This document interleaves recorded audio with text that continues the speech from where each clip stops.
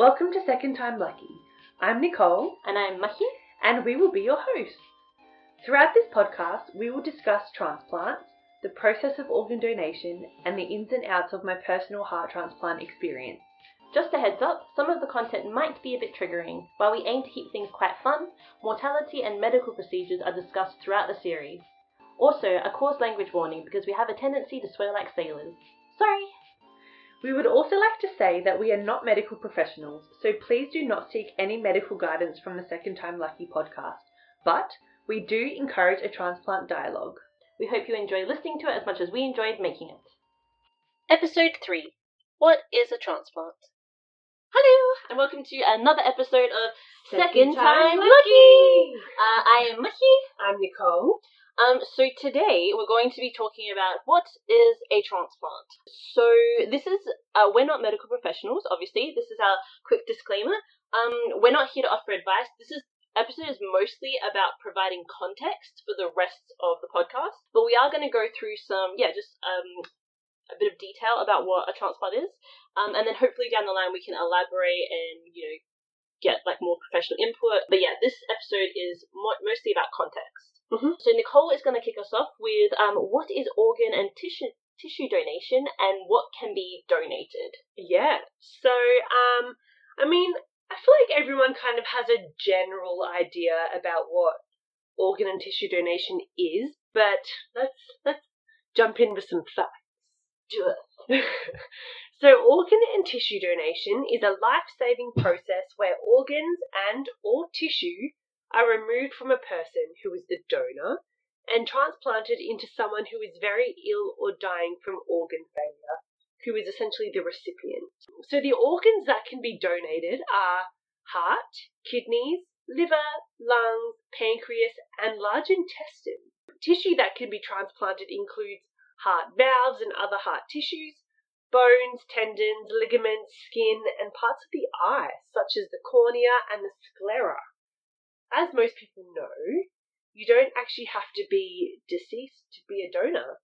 In some cases, donors can donate their organs or tissue while they are alive, and these are actually called live donors. So, live donors can give a kidney or parts of their liver to a recipient, usually a relative as they are more likely to be a match. Although anonymous donation is also an option and very common, granted, in most cases, the organs donated to recipients do come from deceased donors. So when you say anonymous donors, that's just someone that's just like, hey, take a kidney, take a part of my liver, maybe, and just give it to whoever needs parts of your liver. Damn. Yeah. That's a good thing to know because with livers they regenerate, don't they? They do regenerate. Yeah. So I think that's why people are like, well, I don't really have anything to lose, so go for it. Yeah. What actual angels? Yeah, truly.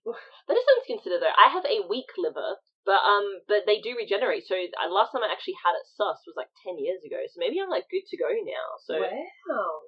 Yeah, it was not regenerating the way that they're meant to. So. Wow, that's interesting. But like I said, over 10 years ago now. So given that that's what they do, maybe by now it's good to go. Yeah. Yeah. But no, that's why these conversations are important because exactly. I didn't even consider that for myself until this very moment. Actually, see, sparked something, and that takes us to our next point: who can donate? Potentially me as a live donor. So I'm gonna suss that right after this episode. So the short answer is everyone can donate. Woo! Although you must be 16 years or older to officially register to donate your organs, you may still be an eligible candidate for donation. The main issue regarding who can donate their organs ultimately comes down to the way you pass away. The only two pathways to donation are donation following brain death and donation following circulatory death. So donation following brain death is where essentially the functioning of your brain is irreversible. Wow, that's scary. Yeah, so brain death. Yeah, brain death. So I guess that happens with car accidents and motorbike accidents, I guess. And something I want to suss is maybe brain aneurysm. I would assume so, but don't quote us. Yeah. No, this is us figuring it out as well, and us learning, and us realizing that we've got more questions than we realized we had. Yeah. And then donation following circulatory death is when the body no longer has circulation of blood. Yeah.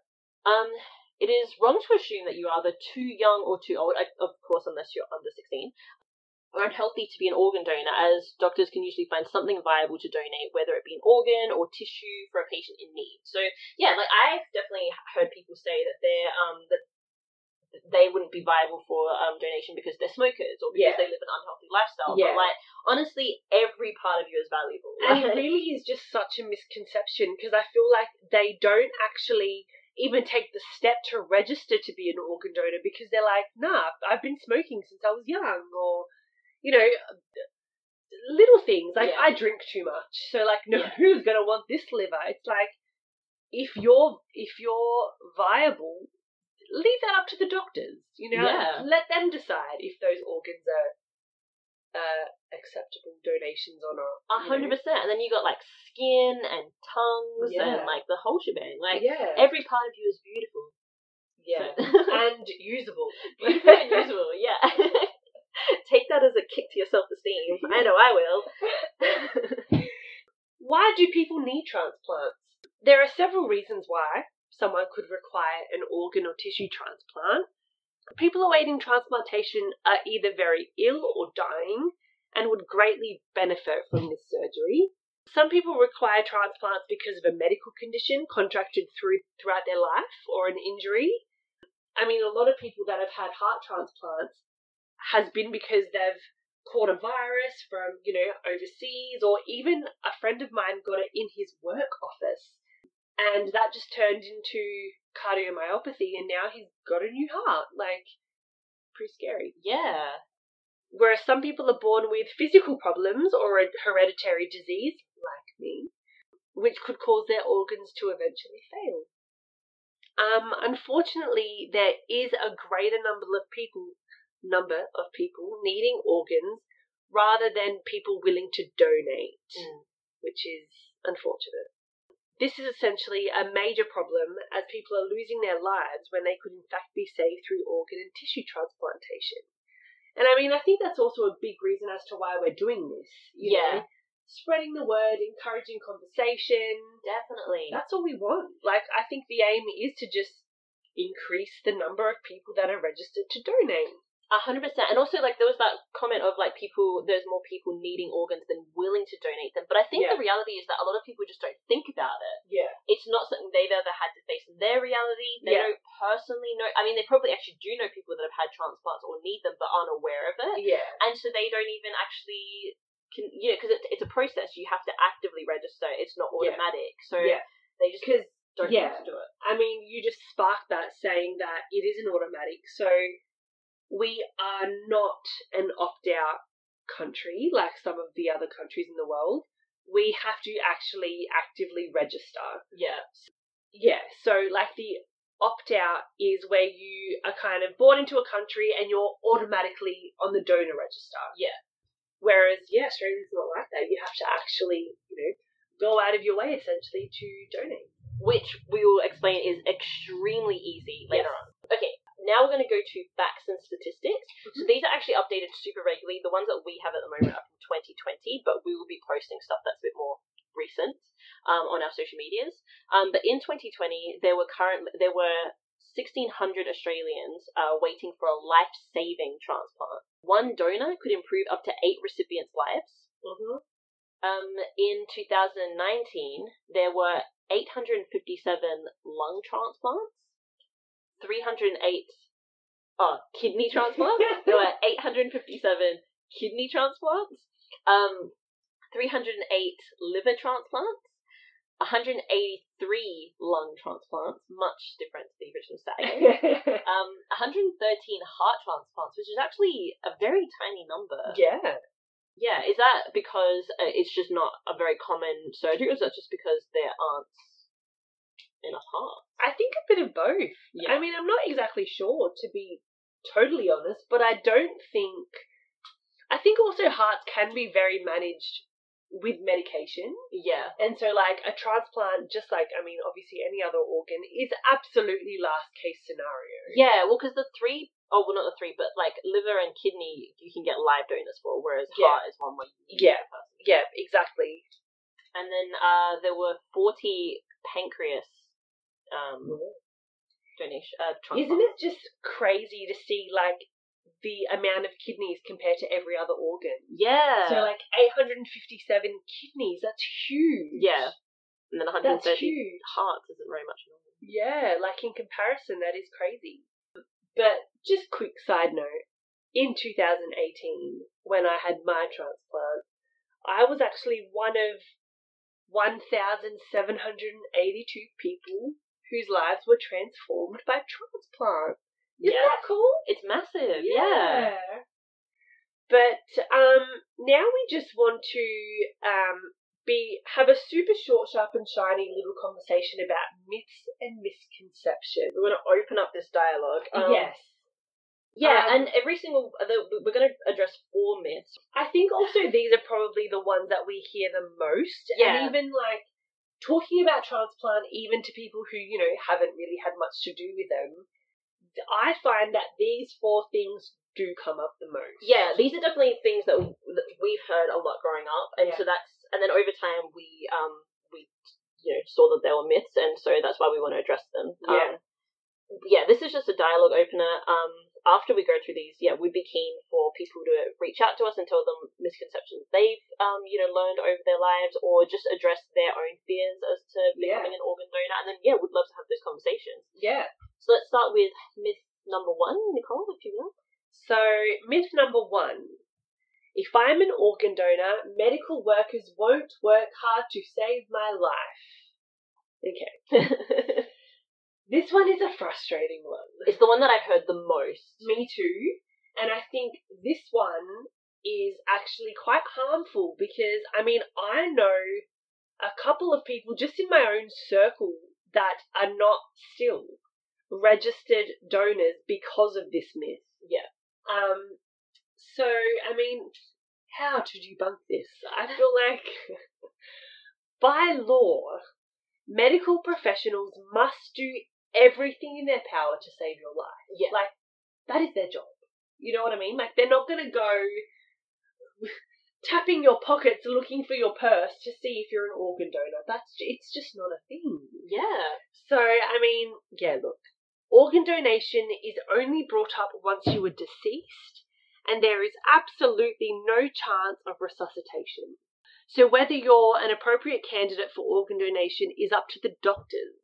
And if so, that is when it will then, you know, be open to conversation, and they'll discuss that with your family. And it's like, even, let's just say in a fantasy world, that was a reality, that paramedics were literally just being like, oh, maybe we should hold out because this person's an organ donor. Like, the chances that that person could actually donate an organ are really slim. There are so many categories that you need to, like, criteria that you need to fit to be an organ donor for somebody else. And nobody will know that, not only until you have passed, but after they have examined your organs. So it just, if that was even a possibility, there would just be so many lives. Like, the risk is just too high to take that chance. Like, but it's also what makes your life less important than someone else's life. Like, why would they want to save that person as opposed to saving you? Exactly. Does that make sense? Like, how would they measure who's the person that's worth saving more? Yeah. I mean, are they going to go into, like, your Facebook and look at your history and be like, oh, I don't like the way they she likes that band. Ew, nah, she doesn't deserve this. Like, no. Hold the defibrillator. Yeah, nah. All right. Well, actually, I just also want to address, you know, on the paramedic point, like, you have been resuscitated by paramedics on a few occasions, and you know, was there ever a point where they held off for a second to double check? You know, they went straight to just getting the job done, right? Absolutely not. Every moment was of essence. Every half second was of essence. That's right. I mean, they don't waste time. You know what I mean? Like, their job is to get in and get out and save as many people as they can. Because once they're done with you, they likely have another house that they need to go to. So yeah, that's right. It's just, that's a frustrating one. Yeah. I can't fathom that. But anyway, each to their own. Myth number 2. This is another one that Nicole and I have grown up with. So this one is, my family told me that organ donation is against my religion. Yeah. So Nicole and I are both Greek Orthodox, and it was never actually actively stated, like say in our religious textbooks, that organ donation is against Greek Orthodoxy, but it was something that was said to us in both our households, at our school, Yeah. to a Greek Orthodox school. And it was just one of those things where I believe it was probably like it started in someone's village somewhere, and then kind of like 100%. it kind of Like got passed down the Chinese grapevine. whispers. Yeah, it's just and then so nobody knows where this origin came from, why we believe that it maybe is frowned upon by our Lord Savior to not be an organ donor, but people just held on to that. Yeah. And now we've all in recent times, especially Nicole becoming unwell, like we have been talking about it in our families, and we were all kind of like, oh, now that we're actually faced with the issue, we're realizing that sounds a bit strange. Yeah. Because all religions, obviously they vary in their ways, but they all are about compassion and loving thy neighbor, Yeah. and so a way to love thy neighbor is to give them an organ that you're not using. Exactly. So that's we've confronted that with our own personal upbringings and cultures, and then we've kind of debunked it as well. Yeah, So absolutely. if you are concerned about that one, we definitely recommend talking to your family first and foremost, because maybe even just bringing up the conversation will make them realize that, oh, actually we don't know where that came from. Or talk to your religious leader in your community and just have the conversation. And we're curious, if you come out of that conversation and still feel that way, we want to know why. We want to hear about it. Yeah, absolutely. I'd also be really interested to know like what that religious leader said. Yeah. Because I mean, if they're like, yeah, nah, I agree, you shouldn't be an organ donor, why? Yeah, we just want to know why. Like, we want perspective. Yeah, exactly right. And because it's 2022, like, I feel like these myths and misconceptions are still very much alive, and like, we need to debunk them.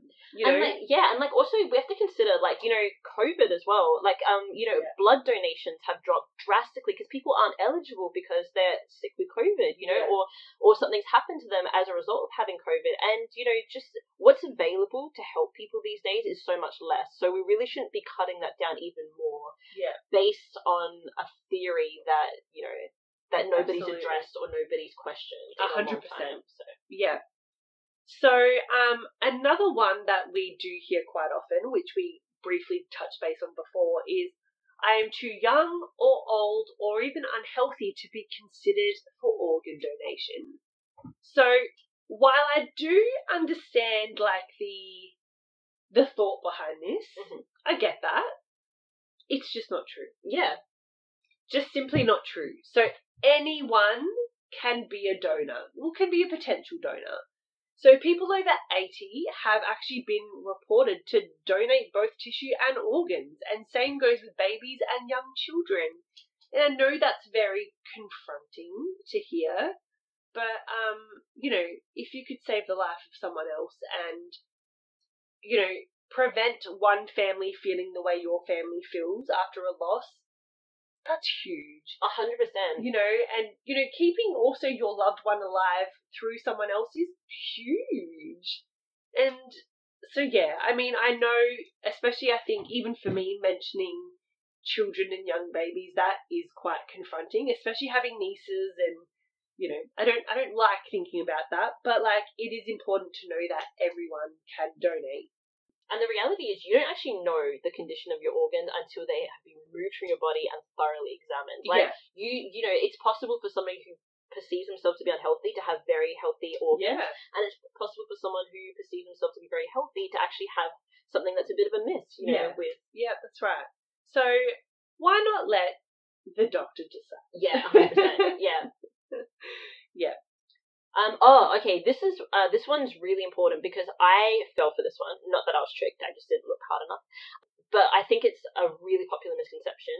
I am already a registered donor as it says it on my license. So when you renew your license or get your license for the first time, you can tick a box that says, I would like to be an organ donor. Yeah. And basically by doing that, all you're saying is, I want to be an organ donor. You're not actually becoming an organ donor. Yeah, that is not like a legitimate way of registering. Yeah, you literally just put in your it's your like license saying, being like, I'm yes, for I'm a nice organ, person. Yeah, I'm for organ donation, but I am not actually participating. Yeah, this makes me a nice person. Tick. Yeah. But also, I'm not doing anything else. Yeah, 100%. So you actually do have to register to become an organ donor, and we'll go through some sites you can go through to do that. Yep. I am the biggest failure at life admin. Like, I just can't seem to do anything right. I hate to agree, but honestly, I don't know how you survive day to day. Oh my lord, I've moved back recently from New Zealand, and I just becoming like reintegrating into Australia, like it was just an effort and a half. I did everything incorrectly. I've had to resubmit every possible form, but this was really easy. Like, this is something that I gave myself a massive pat on the back. I was like, oh my lord, nothing went wrong, nothing burnt on fire. It was super easy. It's like, yeah, we'll go into that later. But now you're registered. Now I'm registered. Yeah, it's the one thing that I succeeded in, in recent years. So, so. Following along on that, how do I become a registered donor? So, registering to donate your organs literally takes under a minute. All you need is a valid Medicare card and to provide your full name and date of birth. Easy peas, yeah. It literally is. It is the easiest form of life admin you'll ever need to do. Legit. I think, like, signing up to be a cinema member takes way more steps. I agree. I actually did that not long ago. Yeah. It's like address, date of birth, bloody relationship status, what you ate for dinner, star sign. Like, are you studying at the moment? Yeah. Too much. So, donatelife.gov.au has a little link that says register. So click that. Yeah. If not, you can also register on the MyGov app if, that is an option for you if you have a smartphone, unlike Maki over here. Makes life so much harder, I promise you. But if you're not comfortable with the internet or unable to grab access to the internet, you can also request a form via Donate Life, and that can be sent directly to the Australian Organ Donor Registry. And also, don't feel like you need to memorize this. We're going to pop all of this on our socials, Yes. so you can just click straight into those links. Yep, that's right. Something else that we do want to talk about is that, so we mentioned how Australia isn't automatic with an opt-out option, but once you do register, you can opt out. Yes. So, I mean, I don't personally see the point of that, but I do like that there's that peace of mind that you... I like the idea of never having to fully commit yourself to anything. Yeah, me too. So I like that they have that option. So just for peace of mind, you can be like, I've done this, but I don't have to commit to this decision. Yeah, and I mean, even if you register today and 5 years down the track, you're like, oh, you know what? My views have changed. I don't, really feel comfortable with that decision. You can literally opt out. Yeah, and if you do have that decision, like, reach out to us, because we want to know. I want to know why. What makes people hesitant to donate, and who can we talk to? Who can we reach out to find out more to give you peace of mind? Yeah, absolutely. And I think on that topic as well, we just want to mention that there's so much support out there and so much information. I mean, we live in the age of internet. And there's so much. Yeah. There's so many services that you can use in order to get information and to gather information. And so we, like Maki said, we will put some links. We will have some links available, but some websites that we just want to quickly go through are, again, donatelife.gov.au is the website. It's kind of like the go-to for information regarding organ and tissue donation. There's lots of literally endless resources to support, donors and their families. And what I find really cool is there's also like a number of booklets available to download and print if, you prefer a tangible copy with, a lot of in-depth insight into the process of organ donation. Even if you're just bloody curious, like even if it doesn't actually affect your life personally, but you just want to understand more about this part of living. Absolutely. There's also a website that is equally amazing called transplant.org.au. Again, a super helpful website for transplants. Contains a lot of information regarding donation, and there's some very helpful statistics and facts there that I found to be really interesting. Yeah, and just with those two websites, so we're not affiliated with anybody. This is No. just the reason why we've said these ones is because we actually have had a scroll of what's out there, and these were just I don't know, they were just really user friendly. Like they had great graphics, a bit of animation, just like to keep you engaged. Like I personally have the shortest attention span in the world, and I found this information really easy to absorb. So. Also, just very light-hearted. I think everything kind of surrounded by organ donation and transplants is quite scary, and like it's quite confronting. And these websites I did find to be, like Maki said, very user friendly and very, kind of bright and nice. And engaging. Yeah, engaging as well, is big, which I thought was very interesting. Also, like we've mentioned a million times throughout this episode, is that we are not medical professionals by any means. And we're learning, like through this process. I mean, we're learning just as much as you guys are. So, like, if you do want more, factual information, something that we obviously can't give you and don't want to give you, like, seek out the health professionals. I would suggest going to your GP. Honestly, just next time that you have a doctor's appointment for anything, just like quickly flip them this question and just be like, "What are your thoughts on organ donation? Like, should I be worried? Or this is the reason why I haven't done it. What do you think? Just as a conversation, just flick it just before you leave the door. I think it's also like a good way to ease your mind. Yeah, we've got our own agenda while we're doing this. We really want to encourage conversations and get people to donate, but also we just think people deserve a second chance at life. And if we're not convincing you enough, I think going to your GP is an amazing source. It's also just like we desperately want the dialogue happening, because that's just something that we noticed. This dialogue just doesn't even happen, and I'm not saying that to be critical of anybody. This dialogue wasn't happening in my life until Nicole got sick. You know? So maybe let's get this dialogue happening regardless of whether anybody in your family is sick. Just for the sake of talking about it. Yeah. Another very interesting one that I found to be very, very beneficial for me and my mental health was Facebook support groups. Yeah. I mean, in saying that, Facebook is a part of social media. Also, Reddit is very helpful. Even there's certain Instagrams that are very helpful. If you literally just hashtag transplant, you'll find something. Yeah. But in regards to Facebook, I know just from my own personal experience, people want to talk about it. Yeah. And it's also like, there's so many, you have to think, transplants happen worldwide. Yeah. So, it's also having access to so many different people, different kinds of transplants, people of different ages, backgrounds, genders, sex, it's huge. So, I think social media, you should utilize it. It's a huge platform to gather information. So, they're the ones that we... so Nicole's on Facebook groups because she's in the community. I'm not in the community. I obviously don't need a transplant. But so I use Reddit because it's just how I keep informed, but I'm not in their space. Do you know what I mean? I'm not I think Reddit is also good because you are anonymous. Yeah, it's just, So if you do have a question that you think, oh no, this is stupid, I don't really want to talk to my GP, she's going to think I'm an idiot. Go on Reddit and write it anonymously and no one judges you, Honestly, I think that's huge. But also, message us. There's no dumb questions here. Truly. We said, we're learning just like everybody else. We want this dialogue. Yeah, absolutely. Cool. Have we covered everything? Yeah, I mean, I think, like we said, this was just a pretty general, short, sharp, shiny introduction, transplant for dummies. 100%. Transplant for beginners. But we're going to post all the links. So, so suss them for yourself and get as much information. And keep this dialogue going, whether it's within your family or with us. Have that conversation. Make your decision.